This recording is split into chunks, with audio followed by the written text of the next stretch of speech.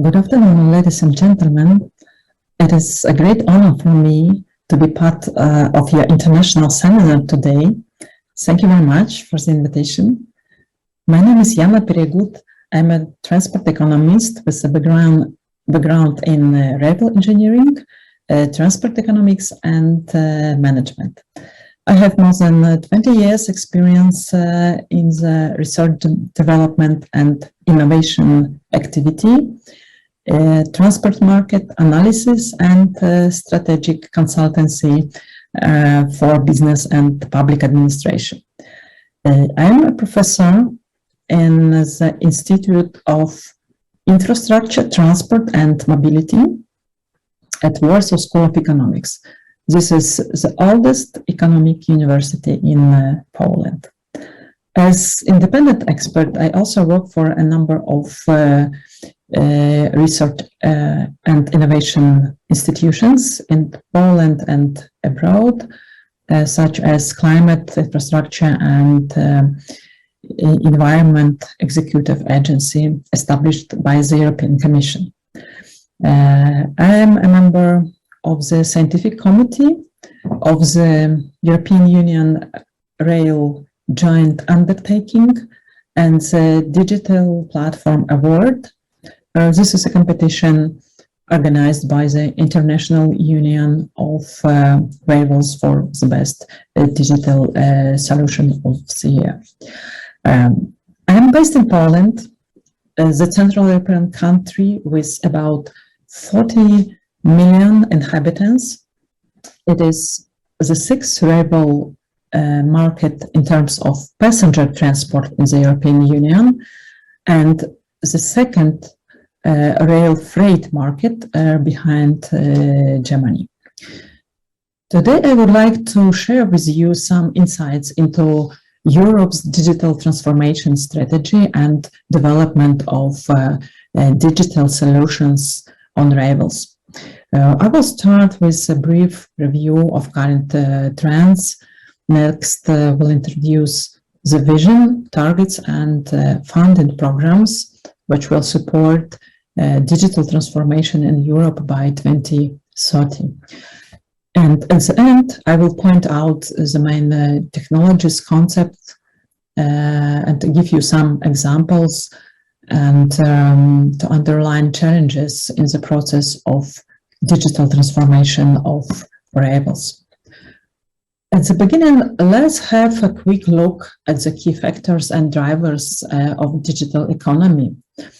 As we know, rapid digitalization is affecting all aspects of our life, including the way we interact, work, shop, receive services, as well as how value is created and exchanged. Digital data is an essential resource for economic growth. Cross-border data flows play an increasing role in global economy and also in the achievement of the sustainable development goals. In a post-pandemic economy, the flow of data is increasing at an incredible pace. Global internet capacity rose by 1/3 in 2020, the largest one-year increase since 2013. As one of the forecast estimates, global IP traffic in 2020 will exceed all internet traffic up to 2016. Can you imagine it? So we're talking more and more about collection, exchange, sharing data, about digital platforms, connected and shared products and services. Digital economy is about digital customer access, about network, about connectivity, about digital assets. This is demand-side economies of scale expressed by network effects. In the new context of the data-driven digital economy, concepts such as ownership are being challenged. Rather than trying to focus who owns the data, the most critical is who has the right to access, to use the data, and to governance, and to secure, to protect data. We need to learn how to measure data, as in past we have learned over the years how to measure the international goods and service flows. However, the particular characteristics of data suggests that we need to be treated differently from conventional goods and services. In March 2021, the European Commission presented a vision for Europe's digital transformation by 2030. It consists of 4 key points. You can see it on the slide. The first 2 are focused on digital capacities in infrastructures and education and skills. And the 2 others are focused on public services and digital transformation of business. By 2030, digital technologies, including 5G, the Internet of Things, edge computing, artificial intelligence, robotics, will be at the core of new products, new manufacturing processes, new business models based on fair sharing of data in the digital economy. To monitor the progress in digital transformation, a number of KPIs are defined. One of the target, for example, is that 75% of European enterprises have taken up by 2030 cloud computing services, big data, and artificial intelligence. EU support using the different programs, the Digital Single Market, Digital Europe, and Cohesion programs, will promote the deployment and use of digital capabilities, included industrial data spaces, computed power, open standards, testing and experimentation facilities. The new multi-annual financial framework will ensure the support in the digital goals achievement. The entire budget of the new multi-annual financial framework stands at 1.2 trillion euro. And in addition, the Commission proposed a new recovery instrument called Next Generation EU, with about 800 billion euro by 2024. But the central program for the European digital economy in the next 7 years will be the Digital Europe program. It aims to accelerate economic recovery and drive the digital transformation of Europe. It will provide strategic funding supporting projects in 5 key capacity areas: supercomputing, artificial intelligence, cybersecurity, advanced digital skills, and ensuring a wide use of digital technologies across the economy and society, including digital innovation hubs. The planned overall budget is about 7.5 billion euro for this. The second tool important is Connected Europe Facility Digital. It will support both public and private investments in digital connectivity infrastructures.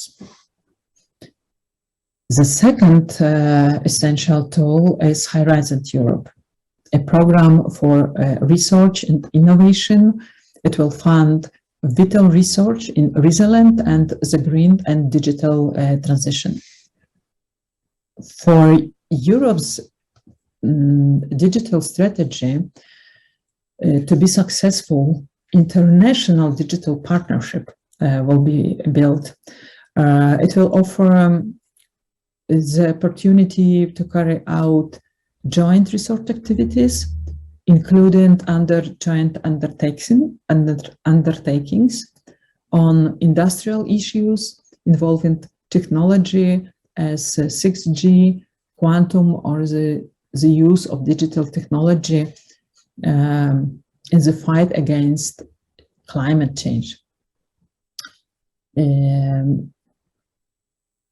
It's a very important initiative is the Europe's Rail Joint Undertaking, which was established in November 2021 as a new European partnership on rail research and innovation, as Mr. Carla Baghini already presented. A number of digital solutions are part of flagship areas, included digital and automated autonomous train operations, digital green rail freight services, smart asset management. To reach the digital targets and objectives, the European Commission will also accelerate and facilitate the launch of multi-country projects as large-scale project that no single member state could develop on its own. This project could combine investments from the European Union budget, included 20% from the Recovery and Resilience Facility from member states and the private sector, and also address gaps in the identified critical capacities of the European Union and to support an interconnected and secure digital single market. So, how digitalization affects the use of technology in business and in particular in rail business? Today, it is very important to remember that while past and still today, information technologies support the operational and commercial processes, in digital economy, the integration of IT and OT technologies and Internet of Things help companies to integrate digital technologies and business processes, and as a result, to create value added. This is very important difference between past and future. Today, the main technologies such as Internet of Things, cloud computing, big data analytics, broadband, automation, support passenger services, multimodal mobility, freight services, all segments of rail market. Also, one of this area is rail traffic management of rail infrastructure. Today, infrastructure managers in the European Union countries are in the process of developing a virtual European traffic management network. In the case of freight transport, it allows to implement different concepts like logistics for zero, freight as a service, for example. In a real operational environment, it means implementation of digital automatic coupling, digital booking platforms, or rolling stock predictive maintenance. If we look at this area of operation and maintenance of new rolling stock, there are many advantages to using this concept. to use rolling stock predictive maintenance. However, in practice, it requires the cooperation of different stakeholders on the railway market. From the train operator's perspective, it is important to remember to properly calculate and include ICT costs, infrastructure interfaces, also staff costs, and the main challenges in this process are degree of system complexity, also integration of IT systems, cooperation with the supplier of rolling stock and the suppliers of IT solutions. In real business life, there are a lot of factors that can complicate this process.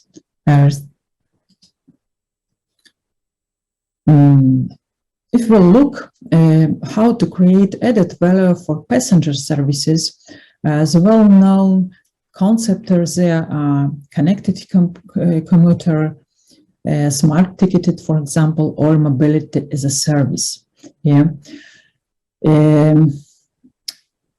Today we have advanced solutions in the field, for example, of dynamic and real-time passenger information system. Also, we have more cases of automatic ticketing and information system, for example. But still, we have even more challenges for the future. For example, how to integrate rail shared ticket with last mile services. What about international journey? How to develop IoT platforms? And we still are at the very beginning towards to mobility as a service concept. In future, for sure, we will observe a progress in all of these areas. However, these different stakeholders, different market players need time, need money, and the effort to improve these processes. So, more business examples of the use of the latest technology on the rails in different countries you can find in my report, Digital Transformation of Rails, which is available online. Thank you very much for your attention today, and I wish you a fruitful discussion today.